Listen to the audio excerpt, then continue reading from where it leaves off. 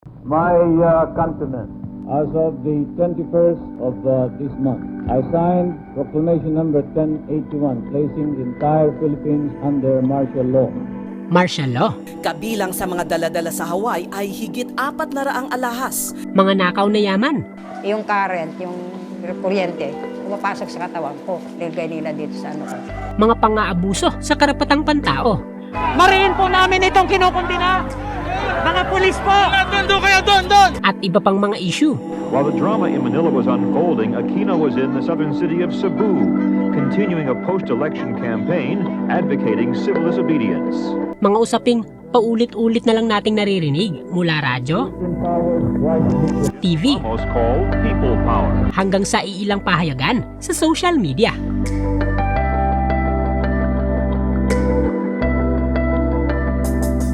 Bagamat matagal lang namayapa ang taong pinag-uusapan dito, tila walang kamatayan naman ang mga istorya ng mga taong nakaranas ng karahasan sa madilim daw na nakaraan. Matapos ang paglibing kay dating Pangulong Marcos sa libingan ng mga bayani noong November 18, kabi-kabila ang ginawang protesta. Ngunit alam nyo ba na sa kabila ng mga ginagawang pag-ungkat na ito tungkol sa mga issue sa naging pamamalakad ng Administrasyong Marcos, bibihira lang nating marinig at mapag-usapan ang ilang magagandang nagawa tulad na lamang ng mga dambuhalang infrastrukturang naipatayo na hanggang ngayon ay nakatayo pa at napapakinabangan pa ng milyon-milyong Pilipino.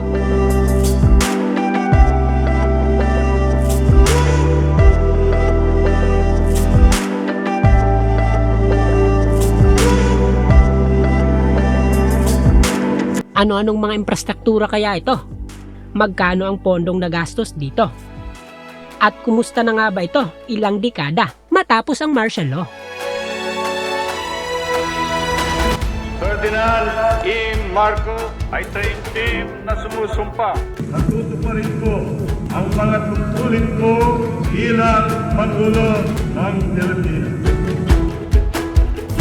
Good morning Philippines! Good morning mga ka-SAF TV! Welcome po sa ating panibago na namang vlog at ngayong araw ay atin naman pong iisa-isahin ang ilan sa mga dambuhalang proyektong naipatayo sa ilalim ng Administrasyong Marcos. Sa mga naglalabasang balita, mga vlog na nia-upload sa social media at mga talakayan sa radyo, bibihira lang po nating marinig at makita ang mga magagandang nagawa ng Administrasyong Marcos. Sa pamamagitan ng social media, atin pong ipapakita sa inyo ang mga dambuhalang infrastrukturang naitayo sa ilalim ng pamumuno ni President Ferdinand Marcos.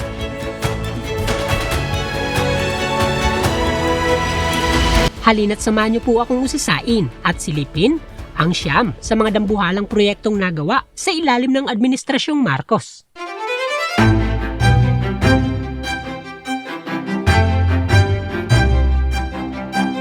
Alam naman natin kung gaano kahirap umasenso, lalo na't sa mga bansang tanging gasera lang ang nagsisilbing ilaw sa madilim na gabi.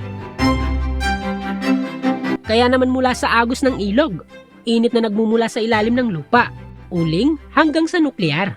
Halos lahat na yata ng paraan na pwede ay plinanong gamitin para lang masuplayan ang milyon-milyong kabahayan ng malinis at murang kuryente.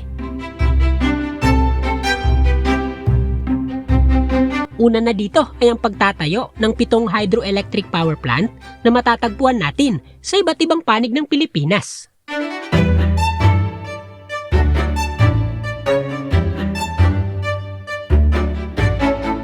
Nariyan ang Agus ng Marawi City, Lanao del Sur, ang GAT ng Norsagaray, Bulacan,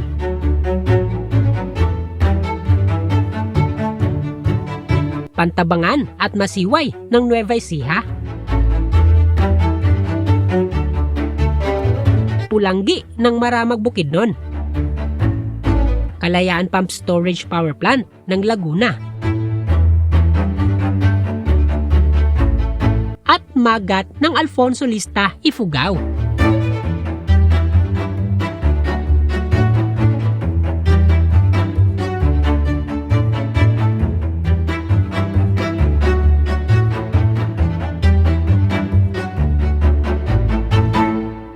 Mula sa hydroelectric power plants, silipin naman natin ang mga dambuhalang geothermal power plant na makikita din sa iba't ibang panig ng Pilipinas.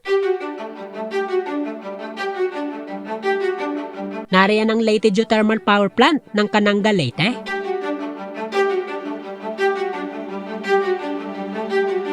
Tiwi Geothermal Power Plant ng Albay. Makiling Banahaw Geothermal Power Plant ng Kalawan, Laguna.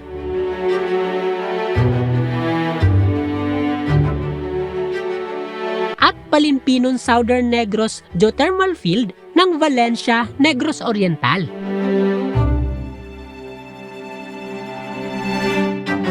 Maliban sa hydro at geothermal power plants, nagpatayo din ng mga plantang gumagamit naman ng uling. Nariyan ang Calaca Coal Power Plant ng Batangas. At Cebu Thermal Power Plant ng Naga City, Cebu.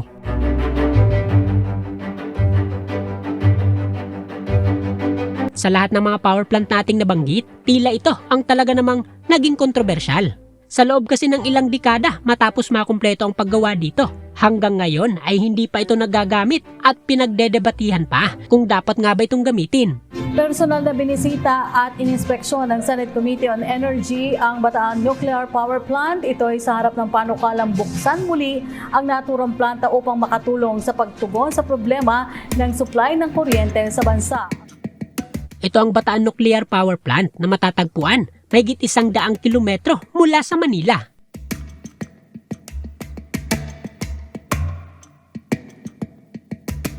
Taong 1976 nang umpisahan ang konstruksyon dito at tinabot ng mahigit 8 taon bago ito nakumpleto. Sa kabuuan ay gumastos ang gobyerno dito ng tinatayang aabot sa mahigit 2.3 billion US dollars at kaya sana nitong makapag-produce ng mahigit 600 megawatts na kuryente.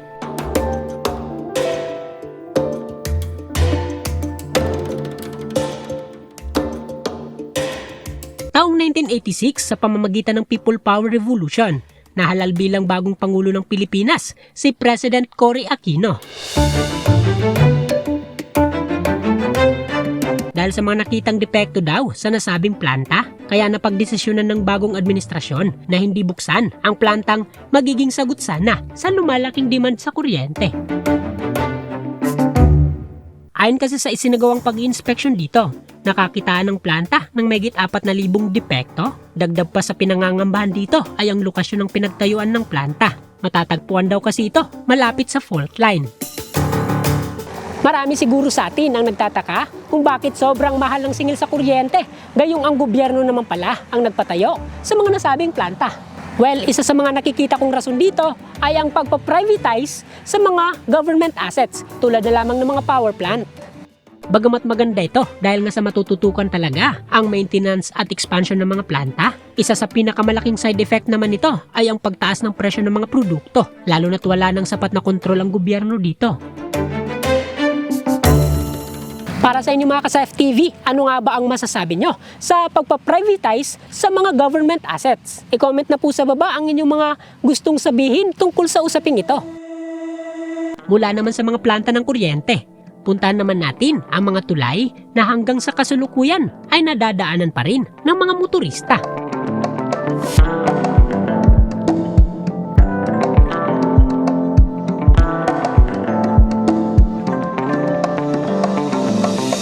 Ito ang San Juanico Bridge na sa kasalukuyan ay ang pinakamahabang tulay sa buong Pilipinas. Habang hindi pa nabubuksan ang ginagawang bagong tulay naman sa Central Visayas. Taong 1969 nang umpisa ng pagtatayo sa tulay ng San Juanico at inabot lamang ng mahigit 3 taon bago ito natapos.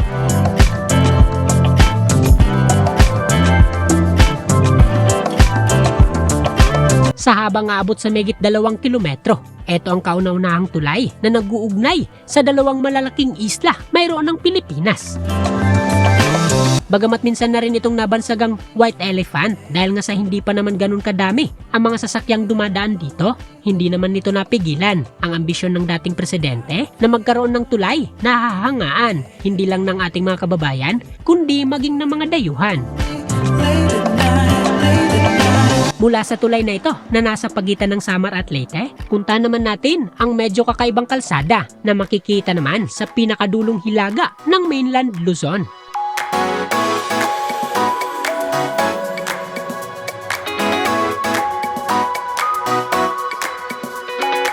Etong Patapat Viaduct ang nagsisilbing pang-apat sa pinakamahabang tulay sa buong Pilipinas. Sa habang abot sa megit 1 kilometro, tinatawid naman ng tulay na ito ang mabatong baybayin ng Pagudpud, Ilocos Norte. Aabot sa megit 30 meters ang taas nito mula sa level ng tubig dagat, kaya maalon man ang karagatan ay siguradong madadaanan pa rin ang nasabing kalsada.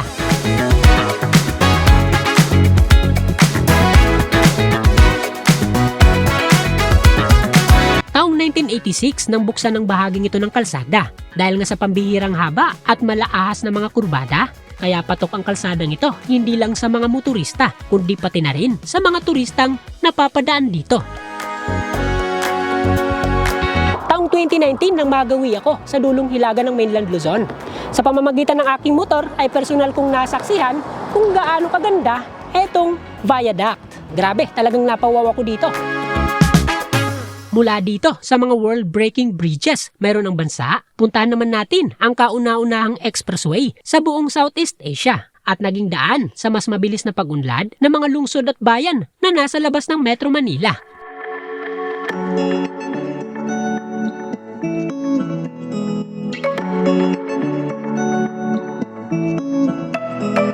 Ito ang North Luzon Expressway, ang kauna-unahang expressway na nagawa sa Pilipinas. Taong 1968 nang mabuksan sa mga motorista ang bagong kalsada. Mayroon itong 4 na lanes, 9 na kambal na tulay, railroad overpass, 7 underpasses at 3 interchanges. Ang unang bahagi ng kalsadang ito ay nag-uumpisa sa Balintawak, Quezon City at nagtatapos naman sa bayan ng Giginto, Bulacan.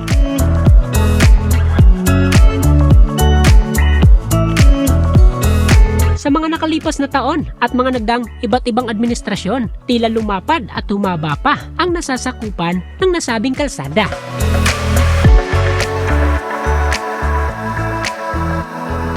Sa sumunod na taon naman ay nakumpleto na rin ang paggawa sa pangalawang dambuhalang expressway ng Pilipinas.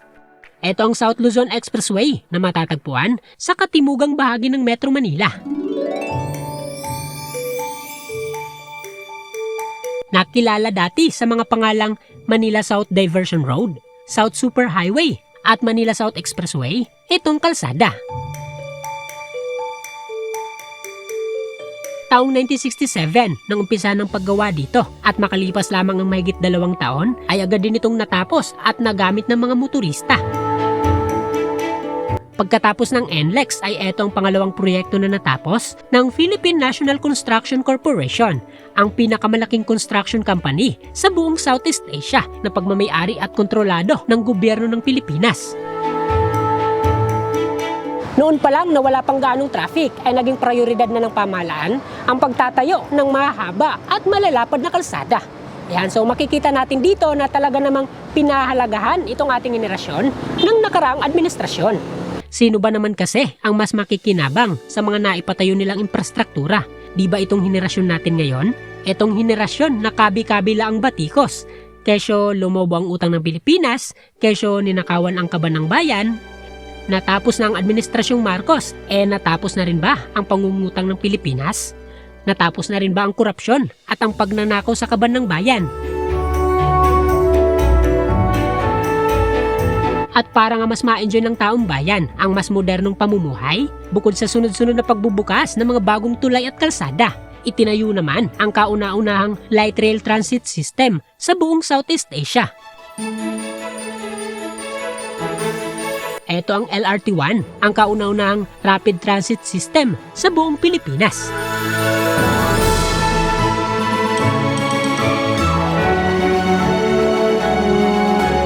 Taong 1981, nang umpisa ng konstruksyon sa mga riles na madadaanan ng tren. At taong 1984 naman, nang matapos ito at maisagawa ang inaugurasyon dito. Makalipas lamang ang ilang taon matapos itong mabuksan sa taong bayan, ay nabuksan na rin ang ilan pa nitong mga istasyon na nagresulta ng mas maginhawa at abot kayang rapid transport system sa Pilipinas.